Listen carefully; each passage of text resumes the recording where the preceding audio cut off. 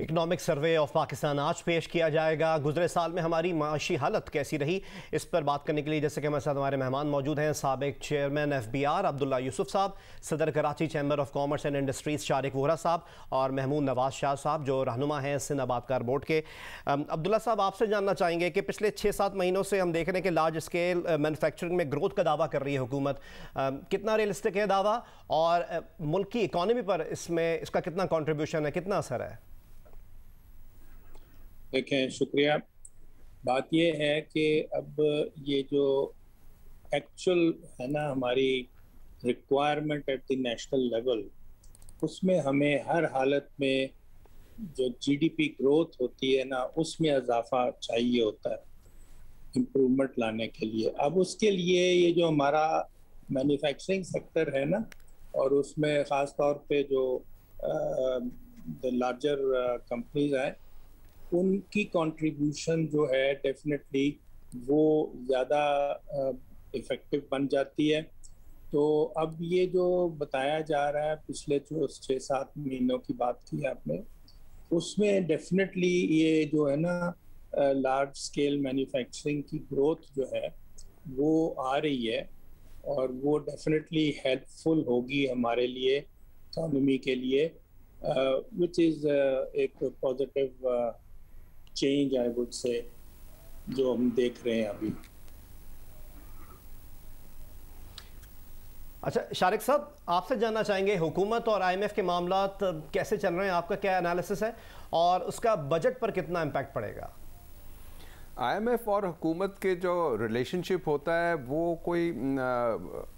کوئی stock market نہیں ہے کہ وہ آج اچھا ہو گیا وہ برا ہو گیا۔ بیسیکلی گورنمنٹ آف پاکستان جو ہے وہ اپنی کمٹمنٹس کو کس طرح گزشتہ سال میں اس نے پورا کیا، آئندہ آنے والے سالوں میں اس کا کیا پروجیکشن تھا، تو میں سمجھتا ہوں کہ گورنمنٹ آف پاکستان بھی پروفیشنلی چلتی ہے، IMF ایک پروفیشنل آرگنائزیشن ہے، لیکن جو نظر آتا ہے کہ شوکت ترین صاحب کے آنے کے بعد آئی تھنک پاکستان گورنمنٹ کا جو کانفیڈنس ہے نیگوشیٹنگ سکلز اور نیگوشیٹنگ ٹیبل پر بیٹھنے کا وہ بہتر ہے، اور اس کی وجہ شاید یہ ہے کہ اس میں ہمارے اپنی ایکسپورٹس بڑی ہیں، ہماری جو فارن ریمیٹنسز ہیں وہ بڑی ہیں، ہمارے ٹیکسز ریکور اچھے ہوئے ہیں اس لیے کہ ہماری امپورٹ زیادہ ہوئی ہے، تو امپورٹ سٹیج پہ ہم کو بہت زیادہ ریونیو آ گیا ہے۔ تو میں سمجھتا ہوں کہ یہ جو امپرومنٹ آئی ہے اوور آل اکانومی میں، اس نے گورنمنٹ آف پاکستان کو کانفیڈنس دیا ہے کہ وہ IMF کے ساتھ ٹیبل پہ بیٹھ کے اعتماد کے ساتھ نیگوشیٹ کر سکتا ہے، کیونکہ آپ نے دیکھا کہ IMF جنرلی آپ کو پش کرتا ہے کہ آپ جو بیسک یوٹیلیٹیز ہیں ان کے ریٹس بڑھا دیں، آپ گیس، بجلی، taxes, import duties, extra duties, sales tax, اب یہ وہ ساری چیزیں ہیں جو کہ ایکچوئل اکانومی کو ہرٹ کرتی ہیں، اور پھر آپ جتنے زیادہ ٹیکسز بڑھاتے ہیں اس سے اوور آل ٹیکس میں کمی ہوتی ہے، اور پھر وہاں پر ٹیکس کی چوری شروع ہوتی ہے، کرپشن شروع ہوتی ہے۔ آئی تھنک کہ IMF اور پاکستان کی ریلیشن شپ جو آپ کا بنیادی سوال ہے at this level of time بہت بہتر ہے۔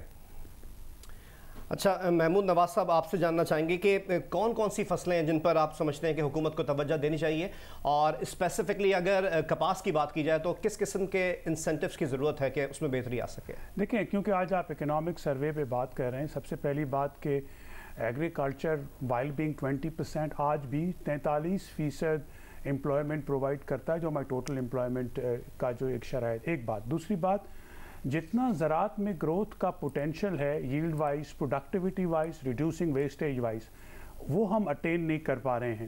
تو ضرورت اس چیز کی ہے کہ کیونکہ یہ ڈیوالو ہو کے پروونسز میں چلا گیا ہے، ہم نے پچھلے سالوں میں دیکھا ہے کہ صوبے اور وفاق میں ڈفرینسز کی وجہ سے بہت زیادہ پالیسی انیشیٹیوز جو ہیں وہ امپلیمنٹ نہیں ہو رہے۔ دیکھیں، ایگریکلچر ایمرجنسی کی بات ہم سن رہے ہیں کل پرسوں سے، لیکن آپ مجھے بتائیں کہ 2019 کی بجٹ میں کیا ایگریکلچر ایمرجنسی کا بجٹ نہیں اناؤنس ہوا تھا؟ کیا اس میں 100 ارب روپے سے زیادہ نہیں رکھے گئے تھے؟ دا پوائنٹ از کہ اس میں سے تو 1 روپیہ بھی خرچ نہیں ہوا، at least in the province of Sindh, کچھ پنجاب میں خرچ ہوا۔ جب تک آپ پروونسز کے ساتھ بیٹھ کے کوئی مثبت پالیسی نہیں بنائیں گے تو وفاق کے feet on the ground on increasing yield and productivity unfortunately ہے نہیں۔ کامرس ان کے پاس ہے اور اس لیے بہت زیادہ ضرورت ہے کہ وہ آپس میں بیٹھ کے اور زراعت کے اوپر بات کریں اور اس کے اوپر کوئی پراپر اسٹریٹجی بنا سکیں. دیکھیں ہماری نظر میں اس وقت پاکستان کا جہاں پہ انیشیٹو اور تھرسٹ ہونا چاہیے in agriculture, that is horticulture, یعنی پھل اور سبزیات کی بات. اس وقت ہم 13 ملین ٹن کے قریب فروٹ اور ویجیٹیبل پیدا کرتے ہیں. اس کی مالیت $3 ارب کے قریب ہے. اس میں سے ہم 30 سے 35% ویسٹ کر دیتے ہیں، 5 سے 7% سے زیادہ ایکسپورٹ نہیں کرتے. اور بھی بہت ساری چیزیں. انفراسٹرکچر دیکھیں تو یہ میں نہیں کہہ رہا، ایشین ڈیولپمنٹ بینک کی رپورٹ کہہ رہی ہے کہ آپ کے پاس 9 لاکھ ٹن سے زیادہ کی گنجائش ہی نہیں ہے کولڈ سٹور رکھنے کی. تو کیا ہوگا آپ کی سبزیوں اور پھولوں کے ساتھ اور آپ کے پھلوں کے ساتھ؟ کیا آپ سی پیک کی جو بازاریں ہیں، اوبور کے اوپر جو بازاریں 1 بیلٹ اور 1 روڈ، ان کو ایڈوانٹیج لینے کے لیے بہت زیادہ ضرورت ہے کہ ہم ہارٹیکلچر کے اوپر فوکس کریں. اچھی بات یہ کہ اسمال اینڈ میڈیم سائز ہے.